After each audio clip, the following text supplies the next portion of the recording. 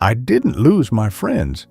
I trained them to stop reaching for me, one ignored call at a time, until silence felt normal and I could pretend it was mutual.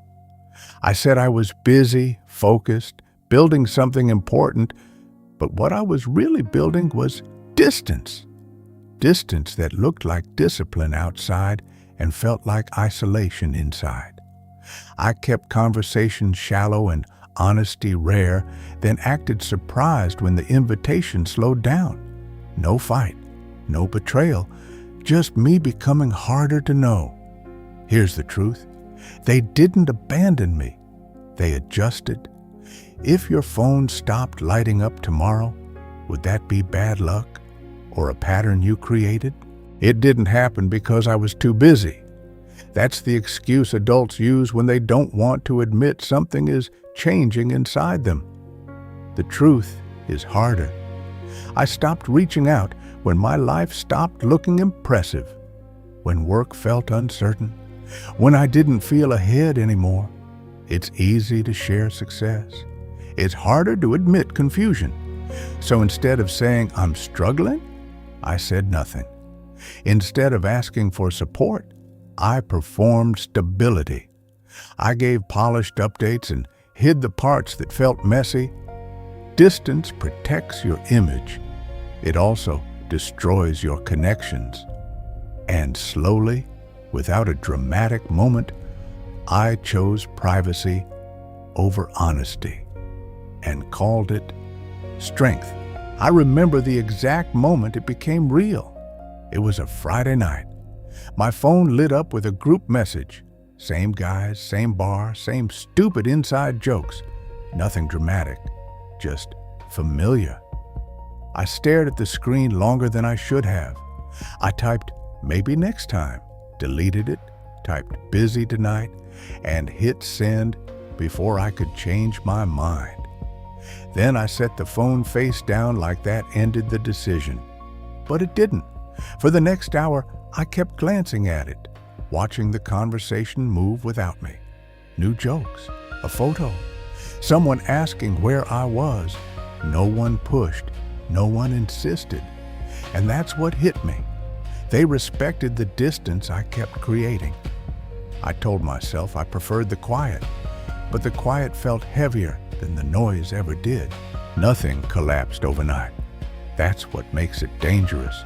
There was no argument, no dramatic fallout, no message saying, we're done. Just fewer notifications, fewer random calls, fewer reasons to leave the house. At first it felt efficient. More time, less noise. I convinced myself this was focus. But something else started shrinking. My stories got shorter, my weekends got quieter, my world got smaller. I stopped having people who remembered who I used to be. No one brought up old mistakes. No one reminded me of risks I once took. Without witnesses, your life flattens. You become consistent, predictable, safe, and safe slowly turns into isolated. That's when I realized loneliness doesn't begin when everyone leaves. It begins when no one expects you anymore. The strangest part is how comfortable it becomes. When no one expects you, you don't have to explain yourself. No hard conversations, no uncomfortable questions about your choices, your progress, your failures. Silence removes pressure, and pressure is what forces growth. So you start preferring environments where nobody challenges you. Nobody sees through you. Nobody asks what you're avoiding.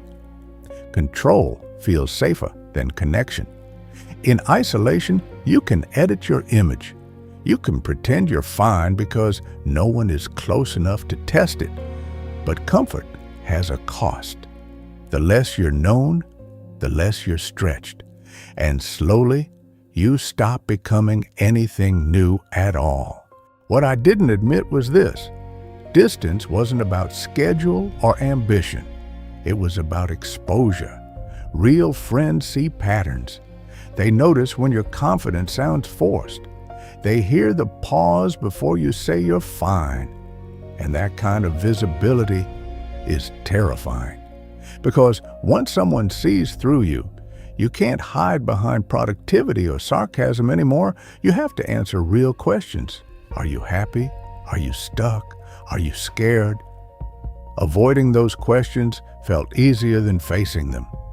So I chose environments where I could stay impressive instead of honest. But the price of being impressive is distance. And the price of distance is becoming unknown, even to yourself. The turning point wasn't dramatic. There was no confrontation, no sudden loss.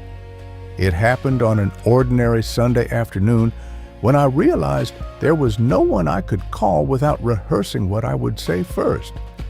That pause before dialing said everything. I had contacts, I had numbers, but I didn't have access, not real access, because real access requires history, and history requires presence. And I had been absent for years. That's when it landed. Loneliness isn't the absence of people. It's the absence of people who know you without explanation. And I had slowly removed myself from that category, not because they rejected me, but because I stopped showing up before they ever had the chance to. Reaching back wasn't heroic, it was awkward. I stared at an old contact longer than I should have, trying to compress years of distance into one normal sentence. No dramatic apology, no speech, just honesty without decoration. I've been distant, that's on me. Hitting send felt heavier than ignoring 100 invitations ever did, because silence protects pride. Honesty risks rejection. For a moment, nothing happened, and that silence felt like judgment. Then the reply came, not emotional, not dramatic, just simple. Yeah, we figured. You good?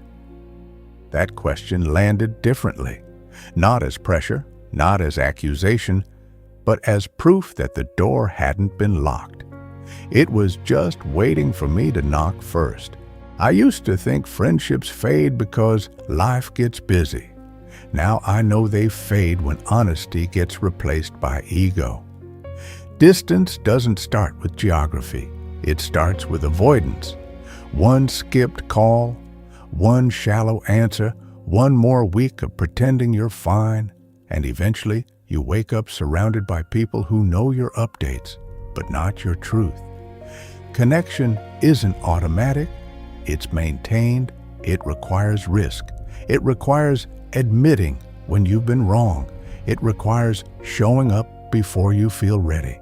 Because no one can stay close to a version of you that never opens the door. So here's what matters. Don't wait until loneliness feels permanent. Say the uncomfortable thing. Make the first call. Let someone see you without the edit, before silence becomes your only consistent relationship.